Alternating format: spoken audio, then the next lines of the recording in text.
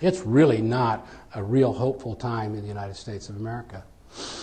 The thing that bothers me most, though, is if you're, are you following this? This is a real smart group, I'm sure you are, but you know, our GDP is 14 trillion.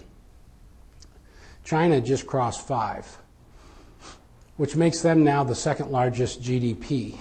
So it goes America 14, China. By the way, on the Gallup poll, 66% of Americans right now think China has a bigger GDP than we do.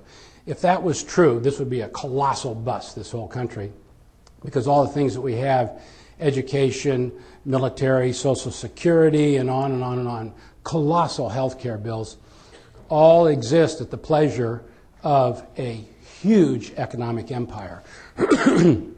Not many people know this, but China's at 5. You know, real good countries like France, that's 2 trillion. You know, England's only like 1.5, and Italy's about 1.5. But we are huge compared to everybody else. And that's why we are called the leader of the free world. And that's why when we are at negotiations, whether it's the trade rep or whether it's Gates or whomever it is, the whole world has to defer to us. So when they say, what about an embargo here? What are we going to do to Venezuela? What about Iran? What about this? What about this?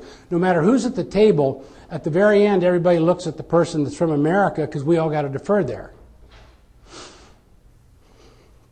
My theory is because it's $14 trillion, which is 1/3 of the total GDP of the world. That's how disproportionate our wealth got compared to everybody else. So now it comes crashing down. You know what the math on this is?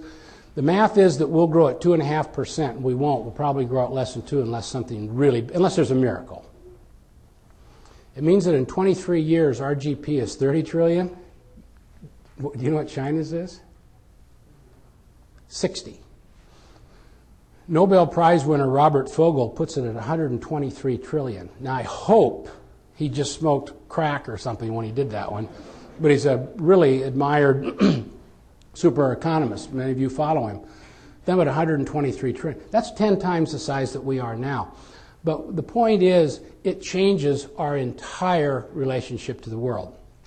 If we're all Americans in here, we've had moral authority for almost 100 years, for sure for 50. All that changes, unless there's a miracle.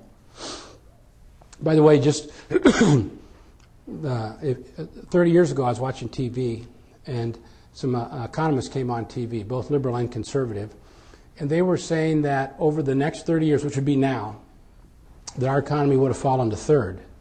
And there would be Japan, Germany, the United States of America, and that Japan would be at about 5, Germany at about 4.5, they'd be real close, and we'd be at about 4. That's where it's supposed to be now. If that would have happened, can you imagine how different the United States would be? If you do the increases over 30 years from what we're supposed to be to the top linear point of 14 trillion, over 30 years it's about $100 trillion. That's a number you don't hear anywhere, and you hear huge numbers here. We had $100 trillion to spend on stuff that was more than the whole rest of the world did because we had so much surprise revenue, which pretty much came from innovation and entrepreneurship. So when you say we got a huge healthcare problem, we got problems in education, we have problems with Muslims in the West, we got problems with Venezuela, and on and on and on. Environment. If you said what's the very biggest one that's the most near and present danger that this country has, it's jobs. And if you said why are we so divided right now, they have a huge Tea Party thing coming up on Saturday down here, and we are, according to the Gallup poll, more divided than ever. At the very, very, very, very, very, very core of it, it's a misunderstanding about budgets and jobs. So you say, what happens next? Well, the point I was going to make is that it's too late for people my age. The whole thing's really going to come down to the playoff game for our lives between 50 million kids in K through 12. Those 50 million kids are our players. I'm going to make it this simple. It's China. You had a lot of friends that said India is the one to watch, not China. Remember that 10 years ago? Those guys were all wrong, dead wrong. There's no debating that. India is only at 1 trillion. China is taking over the world. They have about 200 million players. So it's our 50 million against their 200 million. But if you just wanted to grossly oversimplify and say, what's the future of America? I'd go right to those numbers. Now, you say, well, aren't they going to beat us because they have 200 million and we've only got 50 million? We don't need that. is all we need are the stars. That's first of all. We just have to have a few more stars than they do. But we also have to have all 50 million of ours in the game. So we can't have whatever the numbers are, third dropout or third don't graduate on time, whatever it is.